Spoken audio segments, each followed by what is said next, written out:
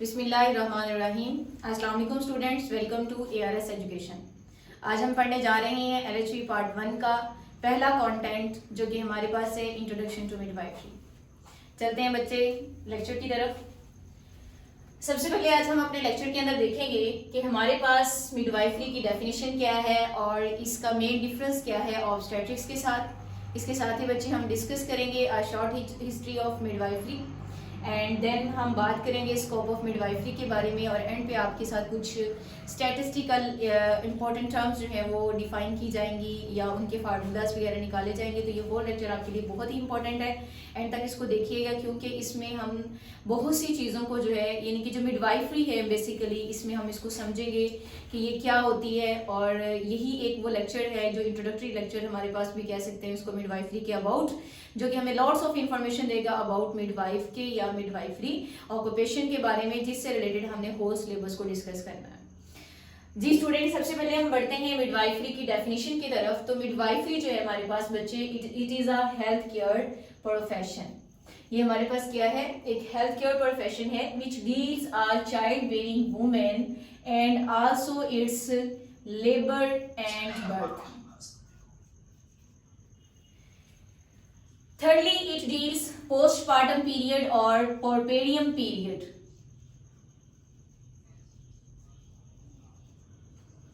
And it also deals with the care of newborns and assists in breastfeeding. इसका मतलब ये है कि हमारे पास जो मिडवाइफरी का शोबा है या प्रोफेशन है बच्चे, वो एक चाइल्ड बेरिंग वुमेन को या प्रेग्नेंट वुमेन को डील कर रहा होता है। क्योंकि ये एक हेल्थ केयर प्रोफेशन है तो ये ना सिर्फ एक प्रेग्नेंट वुमेन की प्रेगनेंसी को डील करता है बल्कि उसकी लेबर या बर्थ को भी कंट्रोल करता है या डील कर रहा होता है। इसके साथ ही बच्चे ये पुएर्पेरियम या पोस्टपार्टम पीरियड को भी डिफाइन करता है या उससे रिलेटेड प्रमोशंस को या फैसिलिटेशंस को डिफाइन करता है या देखता है। पोस्टपार्टम या पुएर्पेरियम पीरियड क्या होता है बच्चे, ये हमारे पास आफ्टर बर्थ फ्यू वीक्स का जो एक पीरियड होता है जिसमें एक प्रेग्नेंट वुमेन जो कि फिजियोलॉजिकल चेंजेस से गुजरी है, जिसके रिप्रोडक्टिव ऑर्गन्स एक चेंज से गुजरे हैं, तो आफ्टर बर्थ बच्चे जो एक प्रेग्नेंट वुमेन है उनके जो भी रिप्रोडक्टिव पोर्शंस हैं या रिप्रोडक्टिव पार्ट्स हैं या बॉडी ऑर्गन्स हैं बच्चे वो अपनी नॉन प्रेग्नेंट स्टेट में वापस आ रहे होते हैं। और ये जो हमारे पास थेराप्यूटिक या रिकवरी पीरियड होता है इसको हम पुएर्पेरियम या पोस्टपार्टम पीरियड कहते हैं और ये पीरियड स्टार्ट होता है आफ्टर बर्थ। सो मिडवाइफरी जो है इसमें पोस्टपार्टम या पुएर्पेरियम पीरियड को भी डील करता है और इसके साथ साथ आफ्टर बर्थ जो हमारे पास एक न्यू बॉर्न या फीटस है उसकी केयर को भी देखता है और असिस्ट करता है एक मदर को ब्रेस्ट फीडिंग में। इनके जो ब्रेस्ट फीडिंग से रिलेटेड पॉइंट्स हैं या डिस्कशंस हैं वो हम आगे भी लेक्चर्स में देखेंगे। तो ये बेसिक एक डेफिनेशन है हमारे पास मिडवाइफरी की। It is a health care profession which deals a child bearing women और a pregnant women, also its labor and birth, and it also deals puerperium period, care of newborn and assists in breastfeeding। जी बच्चे, ये तो हमारे पास हो गया midwifery कि midwifery क्या है। देन यहाँ पे आप एक सेकंड टर्म देख रहे हैं जो कि हमारे पास ऑब्स्टेट्रिक्स के नेम से लिखी हुई है। बच्चे जो ऑब्स्टेट्रिक्स है ये फील्ड ऑफ मेडिसिन है और इसके साथ साथ ये illness related to child bearing condition और चाइल्ड बेरिंग वुमेन को जो है वो डील कर रहा होता है। सबसे पहले हम देखेंगे मिडवाइफरी से रिलेटेड ही एक टर्म जो कि हमारे पास है बच्चे midwife. Midwife, a practitioner of midwifery is known as a midwife, यानी कि जो प्रैक्टिशनर है मिडवाइफरी सब्जेक्ट्स के या इस प्रोफेशन के उनको मिडवाइफ का नाम दिया जाता है। A midwife is a person who have been acquired or admitted regularly in midwifery educational programs that is duly recognized in their country in which they were located. So they acquired all the educations about midwifery and they have a qualification that is registered and licensed from a practice midwifery. So midwife is a common term that have been used for both men and women, but mostly females are midwives. हम ये कह सकते हैं कि जो midwifery के practitioners हैं उनको मिडवाइफ कहा जाता है और ये टर्म मैन और वुमेन दोनों के लिए इस्तेमाल की जाती है, but mostly students females he midwives होती हैं। बट सेकेंड यहाँ पे हमने जो ऑब्स्टेट्रिक्स देखा तो यहाँ से एक जो टर्म ऑर्गेनाइज होती है वो हमारे पास है obstetrician. So the practitioner of obstetrics is known as a obstetricians और प्रैक्टिशनर। ये तो दोनों की डेफिनेशन हो गई कि जो ऑब्स्टेट्रिक्स है ये फील्ड ऑफ मेडिसिन है और ये illness related to child bearing women को डील कर रहा होता है। और ना सिर्फ ये illness related to child bearing women यानी उसकी प्रेगनेंसी को देखता है, बल्कि बच्चे इसमें भी ये उसकी जो है लेबर को, बर्थ को, पोर्पेरियम पीरियड्स को, ऑल द एस्पेक्ट्स जो है ये कवर कर रहा होता है।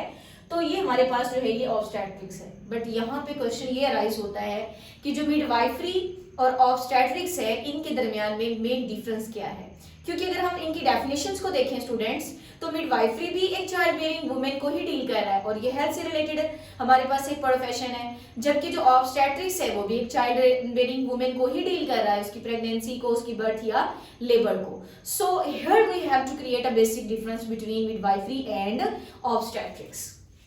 बच्चे यहाँ पे मैंने दो सेंटेंसेस लिखे हुए हैं जिनको आप अगर देखें तो यहाँ पे एक टर्म लिखी हुई है लो रिस्क प्रेगनेंसी और दूसरी टर्म लिखी हुई है high risk pregnancy. So this is the sentence.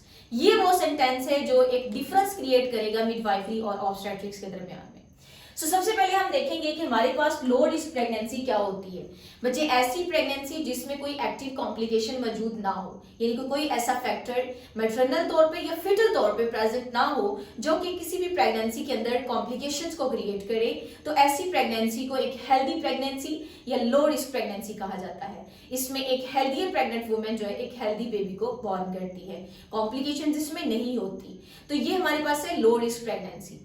जबकि अगर हम बात करें हाई रिस्क प्रेगनेंसी की, तो बच्चे इसमें कॉम्प्लिकेशंस होती हैं। हाई ब्लड प्रेशर हो सकता है, कोई भी डिजीज हो सकती है लाइक डायबिटिक डिजीज या कार्डियक डिजीज हो सकती है, कोई भी हाई ब्लड प्रेशर का इशू हो सकता है, या एक्टोपिक प्रेगनेंसी हो सकती है जिसके अंदर फीटस अपने आप को यूट्रस से बाहर इम्प्लांट कर रहा होता है। सो इस तरह की कुछ कॉम्प्लिकेशंस हैं लाइक ट्विंस हैं, या फिर आप कह लें ट्विंस कॉम्प्लिकेशन नहीं है बट बाज दफा इसकी प्रेगनेंसी कॉम्प्लिकेशन में चली जाती है।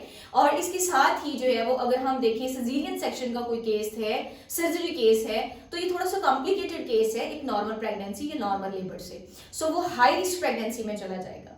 यहाँ पे फिर आप देखेंगे कि जो मिडवाइफ है बच्चे वो लो रिस्क प्रेगनेंसीज को डील कर रही होती है, यानी कि अगर उसके पास कोई ऐसी वुमेन या प्रेग्नेंट वुमेन आ जाती हैं जिनका केस जो है एक मिडवाइफ के एरिया ऑफ एक्सपर्टीज से बाहर है, तो इस केस में बच्चे जो मिडवाइफ है वो अपनी इस पेशेंट को, ये प्रेग्नेंट वुमेन को रेफर करती हैं टूवर्ड्स ऑब्स्टेट्रिशियंस और प्रैक्टिशनर, बिकॉज उसको अलाउ ही नहीं है हाई रिस्क प्रेगनेंसीज को डील करना, ना ही उन्हें वो प्रैक्टिस दी जाती है।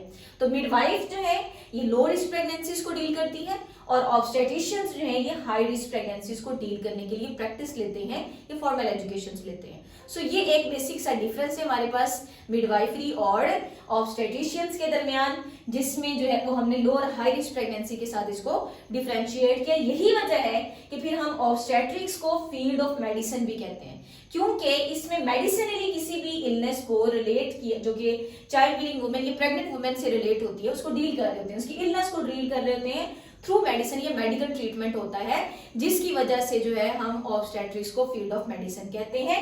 और बच्चे ये illness related to a pregnant women, labour और बर्थ को डील करता है। ओके स्टूडेंट्स, नेक्स्ट पढ़ेंगे हम हिस्ट्री ऑफ मिडवाइफरी की तरफ। ये मिडवाइफरी की हिस्ट्री स्टार्ट कहाँ से हुई? मैंने मिडवाइफ को डिफाइन करते हुए ये कहा कि हमारे पास जो क्वालिफिकेशन होती है एक मिडवाइफ की, बच्चे वो रजिस्टर्ड और लाइसेंस होनी चाहिए। तो कब ये रजिस्ट्रेशन और लाइसेंसिंग जो है वो जरूरी करार दी गई और इससे पहले क्या सीन था? सो देखते हैं सबसे पहले हिस्ट्री ऑफ मिडवाइफरी में कि हमारे पास हम ये देख सकते हैं कि जो वुमेन्स थी पहले जमाने की, वो दूसरी वुमेन को असिस्ट करती थी उसकी प्रेगनेंसी में भी, बर्थ में भी, लेबर पीरियड में भी। लेकिन with the passage of time, जैसे जैसे टाइम गुजरता गया और एडवांसमेंट आई और हमारे पास डेवलपमेंट ज्यादा होती गई, तो ये बात स्टार्ट होती है न्यूयॉर्क सिटी से 1716 में, जब लाइसेंसिंग ऑफ मिडवाइफ्स को जरूरी करार दे दिया गया। जो मिडवाइफ्स हैं उनकी लाइसेंसिंग को जरूरी करार दे दिया गया। लाइसेंसिंग क्या है? एक जो मिडवाइफ है वो अपने फील्ड के अंदर फॉर्मल एजुकेशन हासिल करे, प्रैक्टिस टर्न करे, फिर उसकी जो प्रैक्टिस या एजुकेशन है उसको रजिस्टर्ड होना चाहिए किसी भी इंस्टीट्यूट में जो कि उसकी कंट्री के अंदर मौजूद हो। इनके लाइसेंसिंग जो थी वो मिडवाइफ्स की जरूरी करार दे दी गई। यानी कि कोई भी आम दाया जो है वो केसेस को अपील नहीं कर सकती तब तक जब तक वो इसमें अपनी फॉर्मल एजुकेशन हासिल नहीं करती और प्रैक्टिस डन नहीं करती। ये 1716 में ये अनाउंसमेंट की गई, जबकि 1765 के अंदर बच्चे formal training first time start हो गई, फर्स्ट टाइम बिगिन, जो फॉर्मल ट्रेनिंग थी वो स्टार्ट कर दी गई मिडवाइफरी से रिलेटेड और इसके फॉर्मल एजुकेशंस भी। देन अगर हम बात करें 1950s की, तो उस टाइम तक ये देखा गया कि जो हमारे पास 88% तक बर्थ थे वो कहाँ पे होने लगी, हॉस्पिटल्स में। और अगर हम बात करें 1960s की या 65s की, तो तब तक तकरीबन 97% बर्थ जो थी वो हॉस्पिटल में हो रही थी। इट मीन्स कि अब जो आम दाया है, जो घर में प्रैक्टिशनर्स हैं, उनकी एरिया ऑफ एक्सपर्टीज से बाहर की बात है। अब जो प्रेगनेंसी है या बर्थ है उसको डील किया जा रहा है हॉस्पिटल्स के अंदर। तो हॉस्पिटल में तो कोई एक्सपर्ट फिजिशियन या मिडवाइफ या ऑब्स्टेट्रिक्स का होना जरूरी है। तो यही वजह है after announcement of licensing of midwife ये चीज भी देखने में आई कि जो प्रैक्टिशनर्स हैं जिनको लाइसेंस किया गया है, जिनको रजिस्टर किया गया है, फॉर्मल एजुकेशन दी गई है, वो अब हॉस्पिटल्स के अंदर प्रेगनेंसीज को डील करेंगी और वो करना शुरू हो गई। देन हम देखते हैं कि हमारे पास तकरीबन 1980s के अंदर बच्चे फॉर्मल एजुकेशन भी स्टार्ट कर दी गई। पहले तो उनकी लाइसेंसिंग या प्रैक्टिस वगैरह थी, और देन जब देखा कि ज्यादातर जो डिलीवरीज हैं या प्रेगनेंसीज हैं उनको डील किया जा रहा है थ्रू हॉस्पिटल्स, इन हॉस्पिटल्स में जो है वो 97% तक बर्थ हो रही है, तो देन हमारे पास जो है वो फॉर्मल एजुकेशन ऑफ मिडवाइफरी को जरूरी करार दे दिया गया, इसकी फॉर्मल एजुकेशन स्टार्ट कर दी गई। डी स्टूडेंट्स, फिर उसके बाद अगर हम बात करते हैं 1990s की, तो इस टाइम तक जो एक मिडवाइफ थी वो प्रैक्टिस करेगी without any physician, without any physician, यानी कि बगैर किसी एक्सपर्ट फिजिशियन के। अब मिडवाइफ जो है after getting formal education and practice वो अपने फील्ड के अंदर मिडवाइफ प्रैक्टिस कर सकती हैं, अपने केस को डील कर सकती हैं और without any ad of physician ये कर सकती है। तब तक ये हमारे पास सक्सेस या अचीवमेंट आ चुकी थी। और देन अगर हम बात करें टुडेस मिडवाइफ्स की, तो बच्चे ये अब हाईली प्रोफेशनल है, हाईली प्रोफेशनल,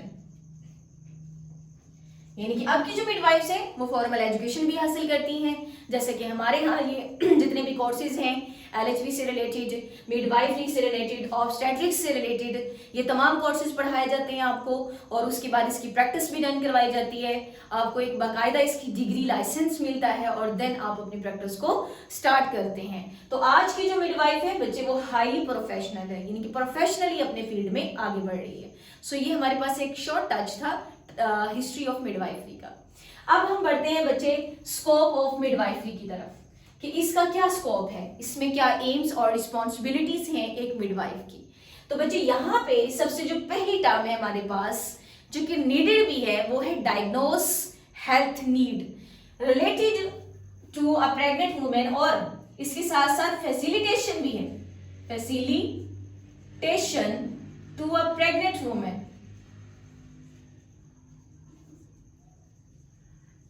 यानी कि जो हमारे पास मिडवाइफरी का शोबा है या पेशा है या प्रोफेशन है बच्चे, वो ना सिर्फ हेल्थ की नीड को डायग्नोस करता है बल्कि एक प्रेग्नेंट वुमेन को फैसिलिटेट भी करता है कि किस तरीके से वो एक हेल्थियर इन्वायरमेंट अडॉप्ट करके, या हेल्थ नीड्स क्या है उसकी, किस तरीके से उसे न्यूट्रिएंट्स अब्सॉर्ब करने हैं, किस तरीके से न्यूट्रिएंट्स को अडॉप्ट करना है, क्या न्यूट्रिएंट्स जरूरी हैं उसके लिए उस कंडीशन के ऊपर, और क्या प्रिकॉशंस उसके लिए जो है रिकमेंड की जा रही हैं। ये तमाम जो हेल्थ से नीडेड जो है वो रिकमेंडेशंस हैं या इंस्ट्रक्शंस हैं वो एक जो है वो प्रेग्नेंट वुमेन को दी जाती हैं, और ना सिर्फ वो उनको डायग्नोस किया जाता है बल्कि प्रेग्नेंट वुमेन को उसमें फैसिलिटेट भी किया जाता है, जितनी ज्यादा जो है वो फैसिलिटेशन एक मिडवाइफरी का प्रोफेशन आपको प्रोवाइड कर सके।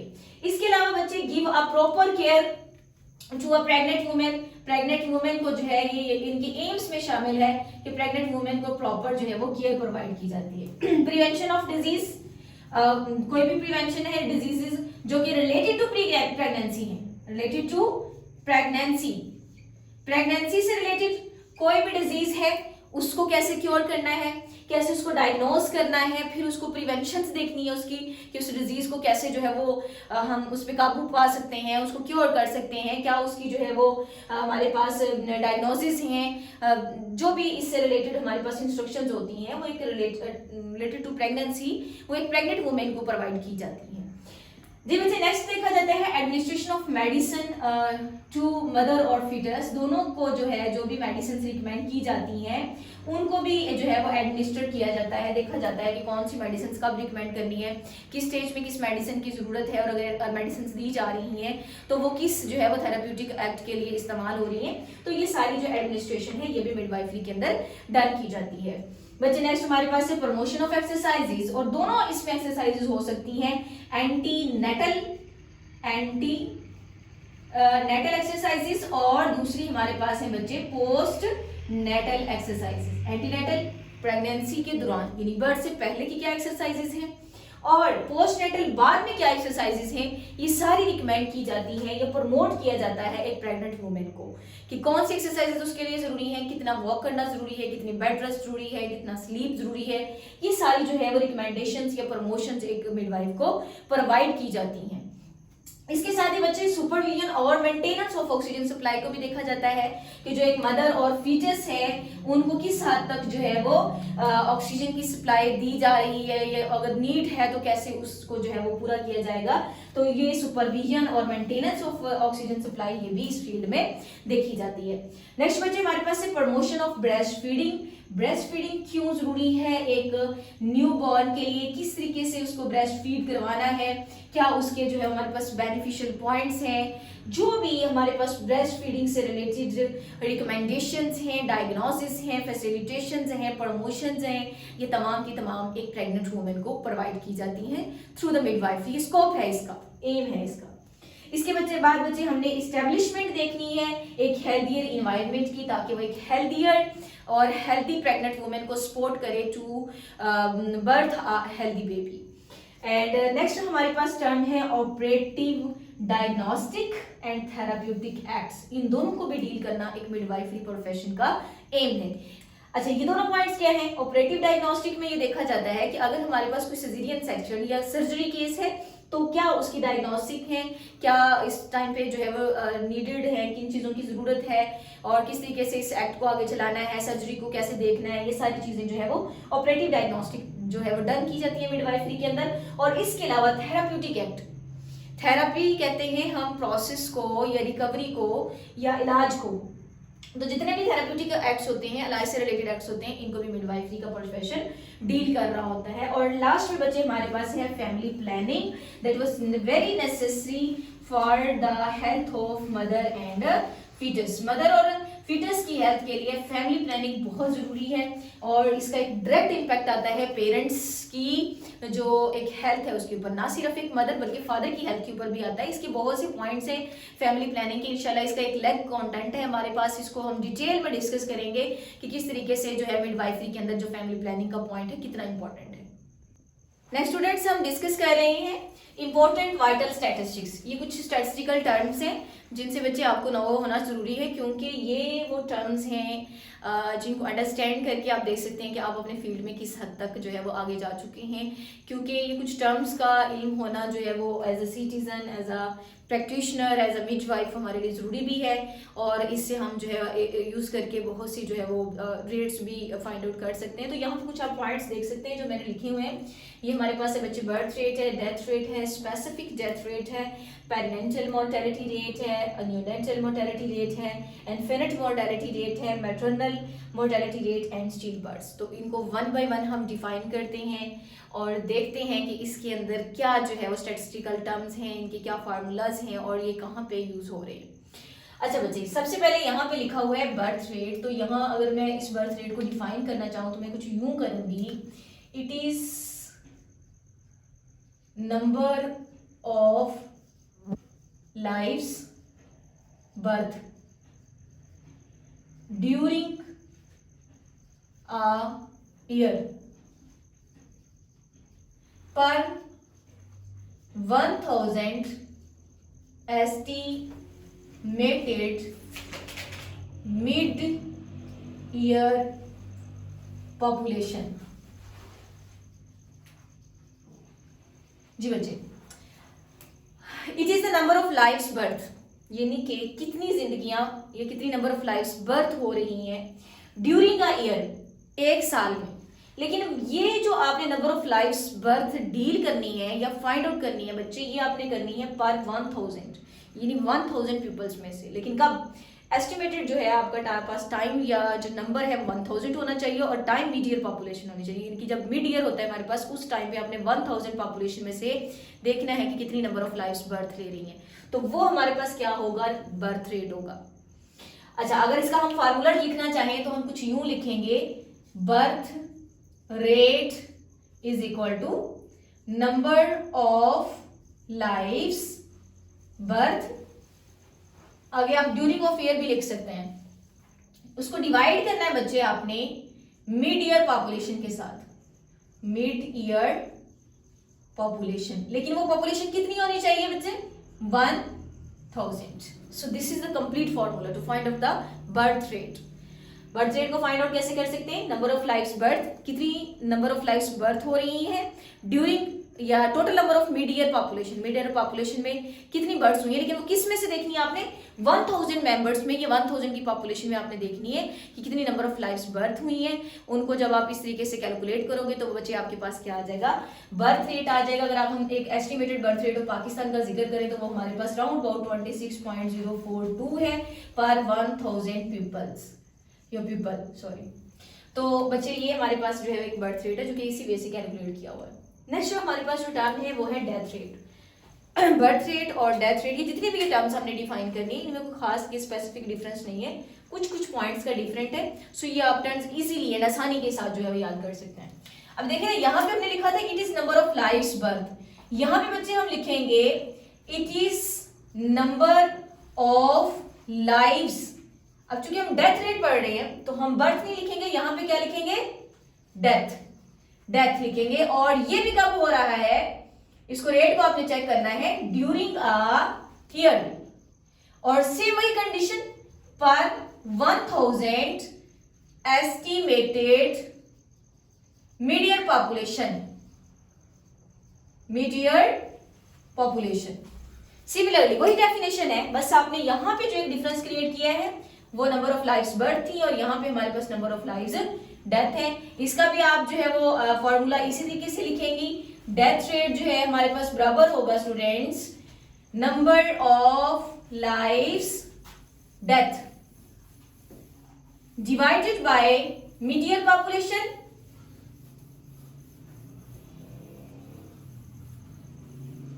मल्टीप्लाई 1000। तो ये हमारे पास क्या निकल आया? Death rate. और अगर एक एस्टिमेशन के मुताबिक हम डेथ रेट लिखें पाकिस्तान का तो तकरीबन 0.52 के राउंड अबाउट है पर 1000 पीपल। अच्छा, इन दो वैल्यूज से आप थोड़ा सा अंदाजा लगाएं कि ये हमारे पास 26 है और ये हमारे पास 9 है। थोड़ी फैमिली प्लानिंग की जरूरत है ज्यादा।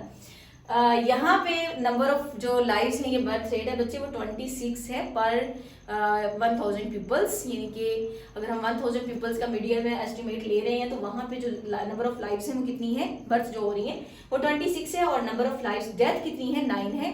तो इट मीन्स कि हम अपने पेशे में बहुत हद तक डेवलपमेंट हासिल कर चुके हैं। हमने बहुत ही ज्यादा कॉम्प्लिकेशंस को काबू कर लिया है, प्रेगनेंसी से रिलेटेड कॉम्प्लिकेशंस को, जिसकी वजह से हम एक हेल्थियर प्रेगनेंसी या हेल्थियर बेबी बॉर्न को जो है वो बर्थ करने में कामयाब है। यानी कि हमारे पास बर्थ रेट ज्यादा है डेथ रेट से। जी बच्चे, यहाँ पे एक टर्म लिखी हुई है स्पेसिफिक डेथ रेट। अब स्पेसिफिक डेथ रेट में जो एक टर्म यहाँ पे यूज हुई है स्पेसिफिक की, डेथ रेट बच्चे वही रहेगा लेकिन यहाँ पे जो टर्म है स्पेसिफिक की, तो बच्चे ये जो डेथ है वो किसी ना किसी स्पेसिफिक कॉज की वजह से है, स्पेसिफिक कॉज की वजह से, यानी किसी वजह से है। फिर हम ये भी कह सकते हैं सेकेंडली कि ये स्पेसिफिक जेंडर के अंदर भी हो सकती है। थर्डली अब ये भी कह सकते हैं कि ये किसी भी स्पेसिफिक टाइम पीरियड को भी लेके डिफाइन की जा सकती है, पीरियड को लेके भी। ये 3 टर्म्स हैं जिनकी वजह से आप इसको स्पेसिफिक डेथ रेट का नाम दे रहे हैं।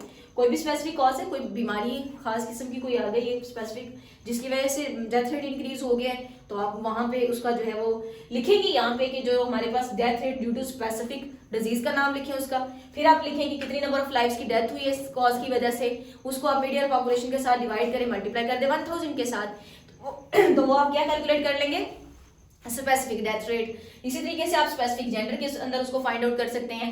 आप इसको स्पेसिफिक टाइम पीरियड के लिए फाइंड आउट कर सकते हैं, यानी वो टाइम पीरियड आपके पास वीकली हो सकता है, आपके पास मंथली हो सकता है, आपके पास एनुअली हो सकता है, किसी भी आप जो है वो इन तीनों पॉइंट्स में से आप स्पेसिफिकली उस डेथ रेट को अगर आप कैलकुलेट कर रहे हैं तो it means you have to done specific death rate.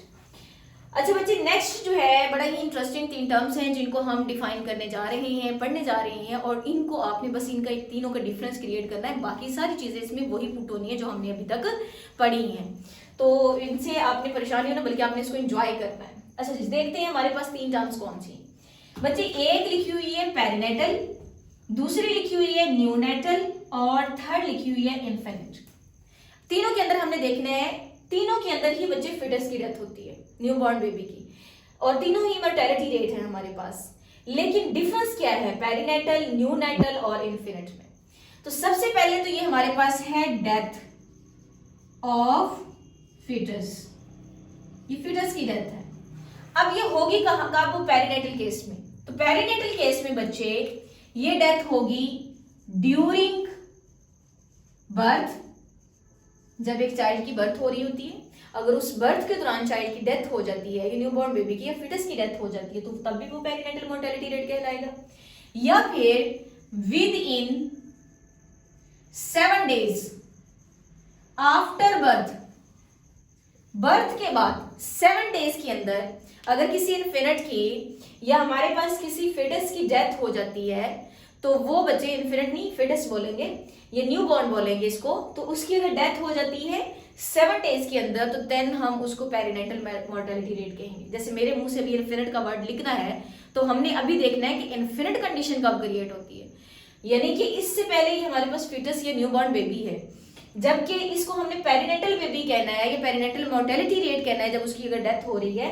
तो वो पेरिनेटल कंडीशन कब होती है, जब ड्यूरिंग बर्थ हो रही हो या विद इन 7 डेज हमारे पास अगर हम कैलकुलेट कर रहे हैं डेथ ऑफ फिटस को या डेथ ऑफ न्यूबॉर्न बेबी को ड्यूरिंग बर्थ और विद इन 7 डेज, तो इट मींस हम क्या निकालने जा रहे हैं, पेरिनेटल मोर्टेलिटी रेट। कि हमारे कंट्री के अंदर पेरिनेटल मोर्टेलिटी रेट इस वक्त कितना है, कितने ऐसे फिटसेस या हमारे पास ऐसे न्यूबॉर्न बेबीज हैं जिनकी डेथ ड्यूरिंग बर्थ या फिर विद इन 7 डेज हो रही है। अच्छा, ये एक पॉइंट तो क्लियर हो गया कि जो पेरिनेटल है वो during birth and with in 7 days होता है। अच्छा, दूसरा जो टर्म है हमारे पास बच्चे वो है death of foetus, death of foetus. लेकिन ये डेथ कब होगी, ये बच्चे डेथ होगी विद इन 28 डेज और 4 वीक्स आफ्टर बर्थ। बर्थ के बाद 28 डेज, 4 वीक्स या 1 मंथ, ये 3 टर्म्स आप यूज कर सकती हैं।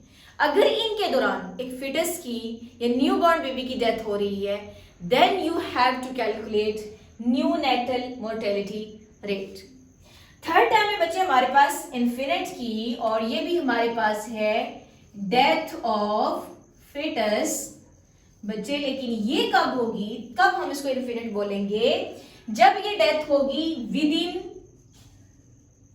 1 ईयर ऑफ एज, 1 ईयर की एज होगी एक चाइल्ड की। अगर हमारे पास न्यूबॉर्न बेबी, ये चाइल्ड जो है उसकी एज 1 ईयर है, और 1 ईयर के दरमियान में जिन बच्चों की डेथ हो रही है, अगर उसकी हम कैलकुलेशन डन कर रहे हैं, तो बच्चे हम क्या निकाल रहे हैं, इन्फिनिट मोर्टेलिटी रेट निकाल रहे हैं।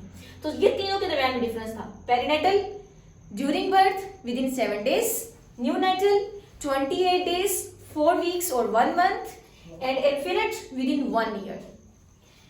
ओके जी, ये तीनों टर्म्स क्लियर हो गई हमारे पास। नेक्स्ट पढ़ते हैं हम बच्चे मैटरनल मोर्टेलिटी रेट की तरफ। बच्चे यहाँ पे जो टर्म लिखी हुई है मैटरनल, इट्स मीन मदर। बच्चे ये मदर डेथ है। अब ये डेथ ड्यूरिंग बर्थ भी हो सकती है या आफ्टर बर्थ, पोर्पेरियम पीरियड के दौरान भी हो सकती है। तो ऐसी फीमेल्स जिनकी ड्यू टू प्रेगनेंसी और ड्यूरिंग बर्थ लेबर पीरियड में, बर्थ पीरियड में या पोर्पेरियम पीरियड में किसी भी कॉज की वजह से बर्थ डेथ हो रही है, देन जो है ये हमारे पास क्या कहलाएगी, मैटरनल मोर्टेलिटी रेट कहलाएगा। और इसमें बच्चे वही हमने डेथ काउंट करनी है जो कि प्रेगनेंसी या बर्थ से रिलेटेड जो डेथ होती है। अगर किसी वुमेन की एक्सीडेंटली कोई डेथ हो जाती है थ्रू एक्सीडेंटल केस, तो वो हमारे पास मैटरनल मोर्टेलिटी रेट में काउंट नहीं होगा, बल्कि वो डेथ जो प्रेगनेंसी कॉज की वजह से या फिर आप कह लें कि ड्यूरिंग बर्थ, बच्चे की जब बर्थ हो रही होती है उस दौरान, या आफ्टर बर्थ पोर्पेरियम पीरियड में डेथ होती है एक मदर की, तो उनकी जो हम डेथ रेट निकालेंगे वो बच्चे कहलाएगा मैटरनल मोर्टेलिटी रेट। और एंड पे एक टाइम में हमारे पास स्टिल बर्थ, ये वो हमारे पास बच्चे डेथ है फीटस की जो कि 36 या 37 वीक ऑफ प्रेगनेंसी में हो रही होती है। यानी कि जब लोग प्रेगनेंसी के लास्ट वीक चल रहे होते हैं तो देन हमारे पास अगर बर्थ से पहले फीटस की डेथ हो जाती है तो उसको हम स्टिल बर्थ का नाम देते हैं। तो पाकिस्तान में इसकी भी कुछ कॉम्प्लिकेशंस हैं जिनको यहाँ पे डायग्नोज किया है। तो ये कुछ स्टैटिस्टिकल टर्म्स थी बच्चे जिनको हमने यहाँ पे लिखा। तो आज के लेक्चर में हमने देखा कि मिडवाइफरी क्या होती है, मिडवाइफरी की डेफिनेशन देखी, उसको ऑब्स्टेट्रिक्स के साथ हमने डिफरेंशिएट भी किया, फिर इसके बाद हमने एक शॉर्ट हिस्ट्री भी देखी मिडवाइफरी की, स्कोप ऑफ मिडवाइफरी पढ़ा और कुछ इंपॉर्टेंट वाइटल स्टैटिस्टिकल टर्म को भी डिफाइन किया। होप सो आपने इसको अंडरस्टैंड किया, आपको समझ आया होगा। और इंशाल्लाह ऐसे ही हम अपने नेक्स्ट कंटेंट्स जो है LHV पार्ट 1 के उनको 1 बाय 1 समझेंगे, अंडरस्टैंड करेंगे इन a easy way, in a concise जो है वो मेथड और मैनर। इसी तरह के जो है मजीद कंटेंट्स के साथ मैं दोबारा आपकी खिदमत में हाजिर होंगी। तब तक के लिए बच्चे अल्लाह हाफिज़, अपना ख्याल रखिएगा, स्टे ब्लेस्ड।